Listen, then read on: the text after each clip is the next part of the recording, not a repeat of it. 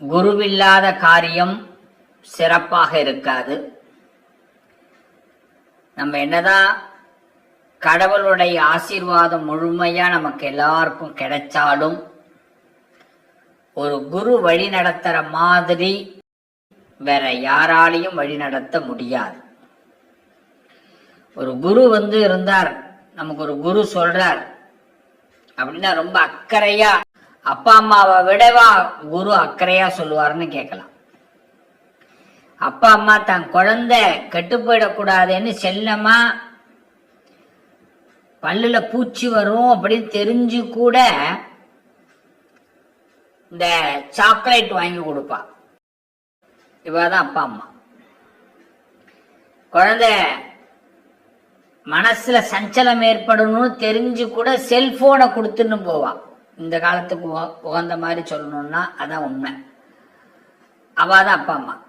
கடவுள் என்ன பண்ணுவாருன்னா எல்லாத்தையும் படைச்சுட்டார், எல்லாத்தையும் எடுத்துக்கூட அப்படின்னு கடவுள் கொடுத்துட்டார். நான் எல்லாம் படைச்சிருக்கிறேன், எல்லாமே இந்த உலகத்துல இருக்கு. நீ எத்தனை நாள் எவ்வளவு நாள் இங்க இருக்கணும் அப்படிங்கறத மட்டும்தான் நான் தீர்மானம் பண்ண போறேன். மத்த எப்படி எல்லாமே இந்த உலகத்துல இருக்கு, நீ எப்படி வேணாலும் அதை யூஸ் பண்ணிக்கோ, சூஸ் பண்ணிக்கோ அப்படின்னு கடவுள் ஒரு பக்கம், அப்பா அம்மா இப்படி ஒரு பக்கம்.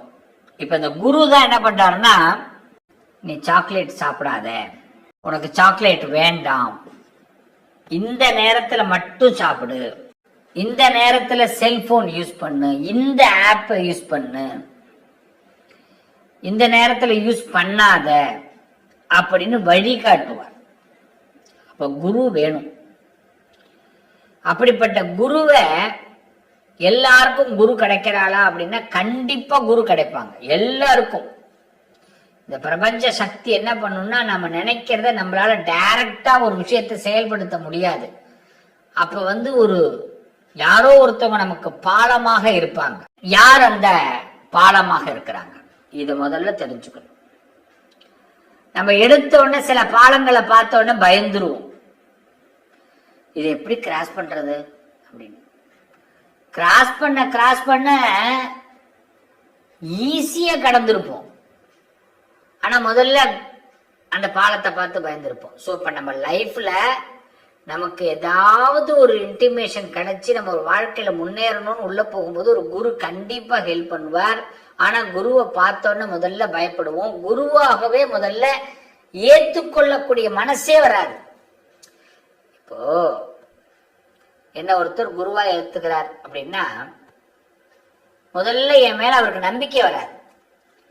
நம்பிக்கையோடவே வந்துட்டார் அப்படின்னா நான் பேச இந்த நம்பிக்கை குறைஞ்சிடும்.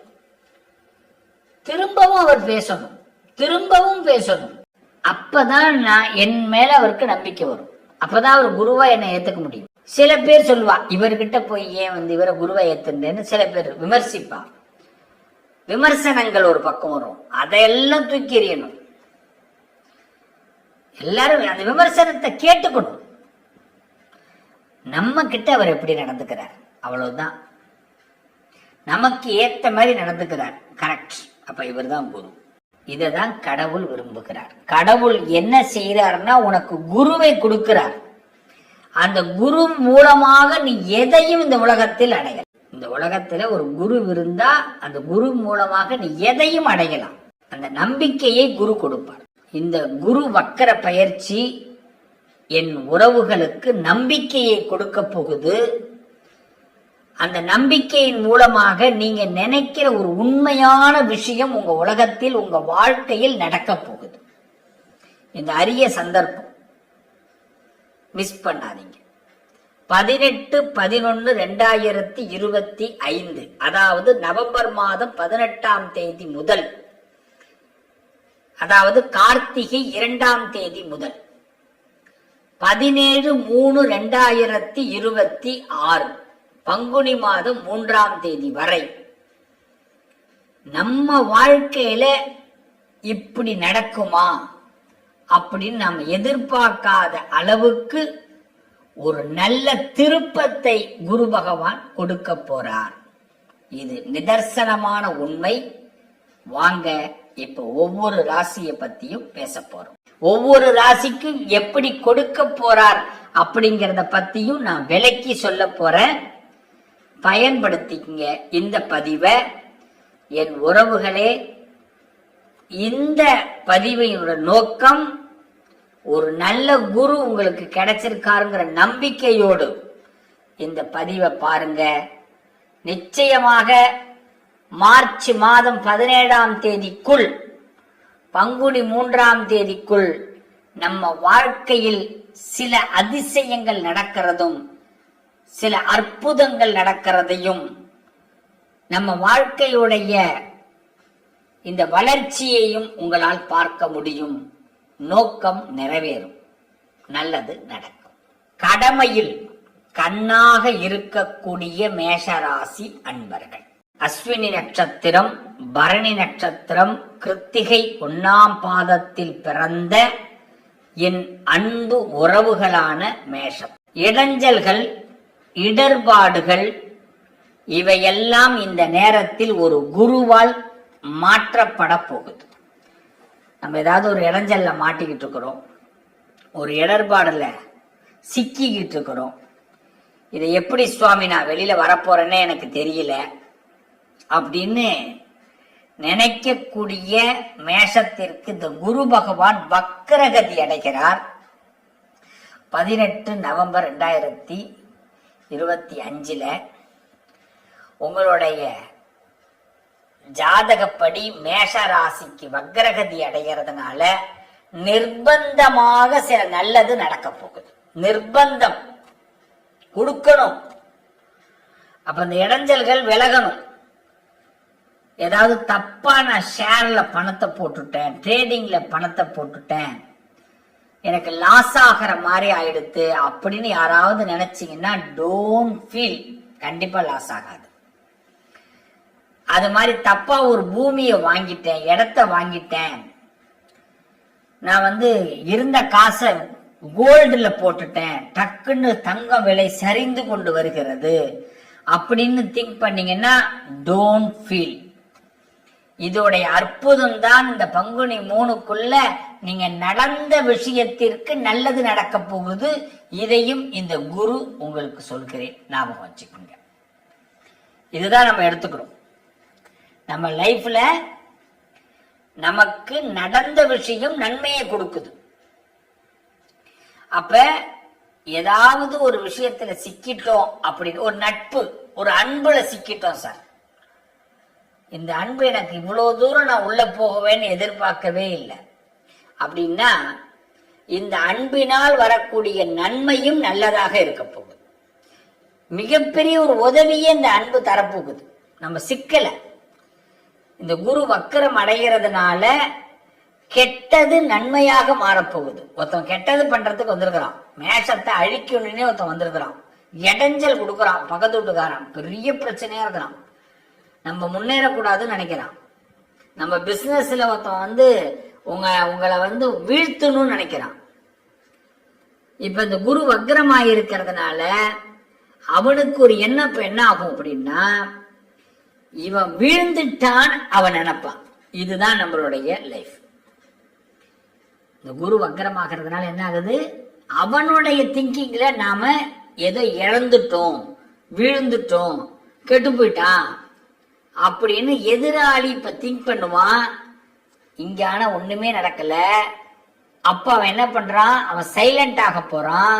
சோ இப்ப இந்த நேரத்துல உங்க பக்கத்து வீட்டு சண்டை, அடுத்த வீட்டு சண்டை, உங்க உறவுக்குள்ள இருக்கக்கூடிய பிரிவுகள், உங்களை யாராவது தொழில் நிமித்தமா உங்களோட டெவலப்மெண்ட்டை தவிர்க்கிறதுக்கு முயற்சி பண்ணக்கூடிய விஷயங்கள், இது எல்லாமே தவிடுபடியாகி உங்களுக்கு இன்னும் சொல்ல போனா எதிரிகள் இல்லாம தனக்கு தோன்றதை அழகாக நடத்தக்கூடிய அற்புதமான நேரம் மேஷத்திற்கு ஆரம்பம்.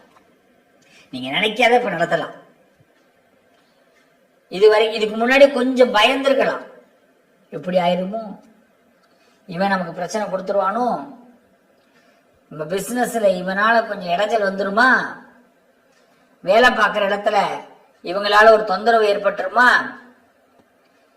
இப்போ இடம் மாறலாமா வேண்டாமா, இப்படிலாம் திங்க் பண்ண உங்களுக்கு இந்த குரு வக்கரம் உங்களை என்ன பண்ணும்னா மனசுல உங்களுக்கு பிடிச்ச மாதிரி இந்த காலத்தை மாத்தி கொண்டு போகுது.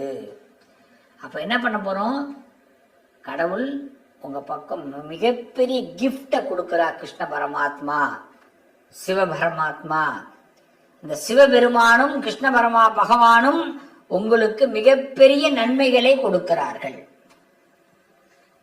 இந்த பிரபஞ்சம் நம்ம எல்லாரும் மேல ஏற்படுத்தக்கூடிய ஒரு காதல், லவ் ஆல், எல்லாரையும் நீங்க இப்ப விரும்பக்கூடிய இந்த நேரம் ஏற்படும். எல்லோரும் உங்களை விரும்பக்கூடிய நேரம் இப்ப ஏற்படும். சோ இந்த நேரத்தில் ஒரு புனிதமாக நம்மளுடைய அன்பு மத்தவங்களுக்கு தெரிய வரும். இதுவரைக்கும் உங்களை பிரச்சனையா பார்த்தவங்க, உங்க குடும்பத்துல உள்ளவங்க உங்களை ஒரு பிரச்சனையா பார்த்திருப்பாங்க, உங்களை கண்டு பயந்துருப்பாங்க, உங்களை கண்டு விரக்தி அடைஞ்சிருப்பாங்க. அவங்க இப்ப உங்கள்ட்ட அனுசரணையா நடந்து, நீங்க இவ்வளவு நல்ல உறவா எனக்கு அப்படின்னு உங்கள் மீது ஒரு அனுதாபமும் ஏற்படும். ஏன்? இப்ப நீங்க எல்லாரையும் விரும்ப போறீங்க. அந்த விருப்பத்தோடைய நோக்கம் அவங்க எல்லாரும் உங்களை விரும்ப போறாங்க. இப்படிப்பட்ட அன்பு போராட்டங்கள் நமக்கு வெற்றியை கொடுக்க போகுது இந்த நேரத்துல. ஆக இந்த நேரம் நமக்கு கெடுதலான நேரம் இல்ல, பலமான நேரம். இந்த நேரத்துல நமக்கு நினைச்ச விஷயங்கள் கை கொடுக்க போகுது. எதிர்பார்த்த விஷயங்கள்ல ஒரு குரு உங்களுக்கு ஹெல்ப் பண்ண போறார். So take diversion. இவ்வளவுதான், ரொம்ப சிம்பிள். Take diversion. நீ இழந்து விடுவாய் என்று நினைத்தாலும், நீ வீழ்ந்து விடுவாய் என்று மற்றவர்கள் நினைத்தாலும் இது எதுவுமே நடக்காது. இந்த இடத்துல குரு உமக்கு கை கொடுத்து உதவ போகிறார். உன் மனசுல இருக்கிற சஞ்சலம், உன் மனசுல இருக்கக்கூடிய ஒரு வருத்தம், இதெல்லாம் நீங்க தன்னம்பிக்கை பிறக்க போகுது. நல்லது நடக்க போகுது. ஆக குரு பகவான் நன்மைகளை கொடுக்கிறார்.